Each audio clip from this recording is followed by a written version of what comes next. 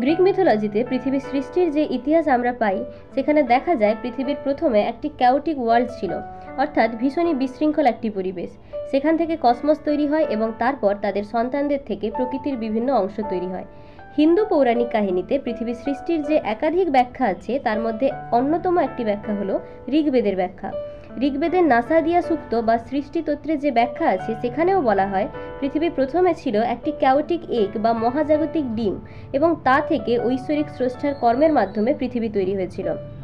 1859 সালে Darwin origin of species প্রকাশ করার পর যখন বিভিন্ন বিজ্ঞানীরা পৃথিবী সৃষ্টির আদি সময় ও তাতে প্রাণের উৎপত্তি নিয়ে রিসার্চ শুরু করে, তখন বিগ ব্যাং থিওরি, হ্যালডেনের হট ডাইলুট স্যুপ বা ওপারিনের কোয়াসারভেটের মতো তত্ত্ব উঠে আসে, যেখানে দেখা যায় যে প্রথম দিকে পৃথিবীর মহাসাগর বা আগ্নেয়গিরির পুলগুলির মতো গরম পাতলা পরিবেশে জৈব অণুর প্রাথমিক স্যুপ তৈরি হয়েছিল এবং তা থেকে প্রাণের উৎপত্তি হয়।